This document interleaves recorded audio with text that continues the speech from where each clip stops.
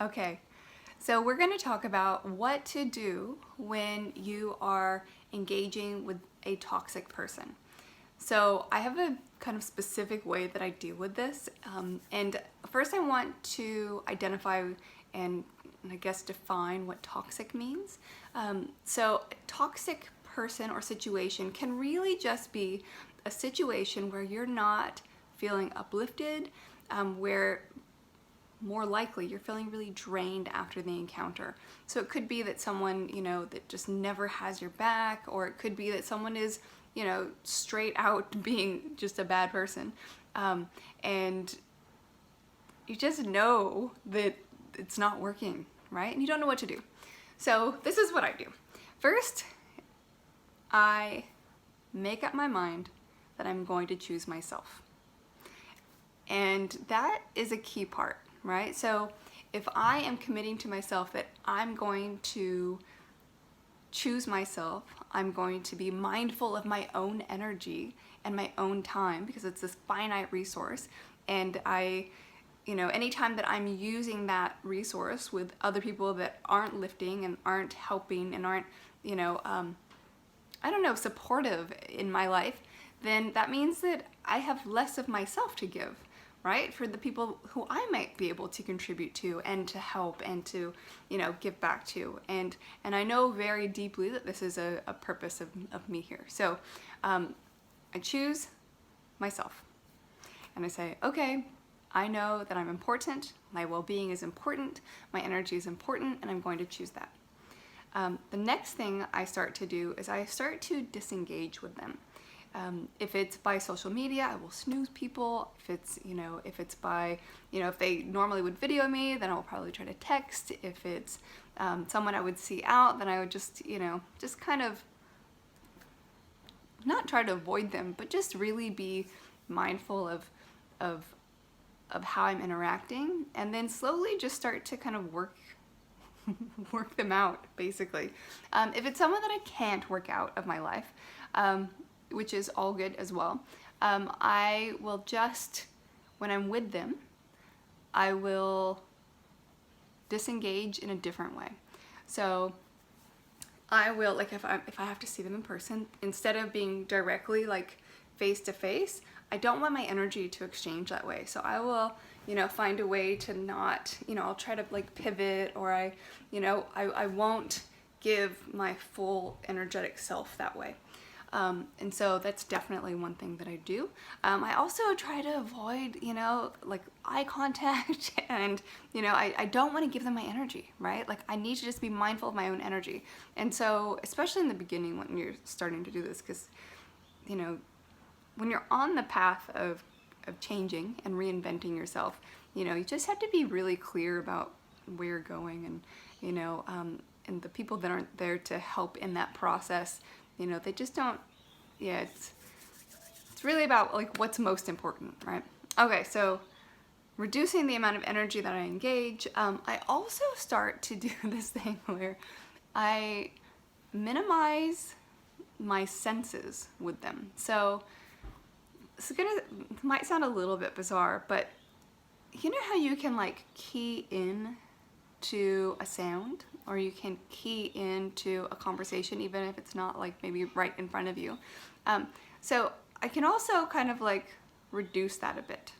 And so I can't do this with my 5-year-old, by the way, but I can totally do this with most people. And I will just kind of like reduce it and just be like, okay, I'm gonna focus on something else. Or, by averting my eyes, that I'm not giving my visuals that stimulation. And essentially, I just really try to keep my energy to myself. I don't hug. I don't, there's no handshaking. I really try to avoid all of that.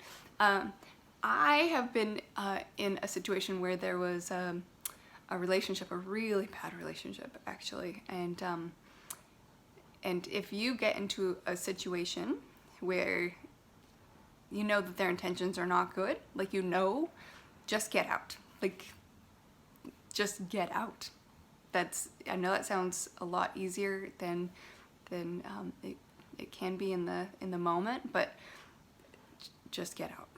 And if you ever need any help with that, reach out. Let's see. And lastly, I like to thank the situation.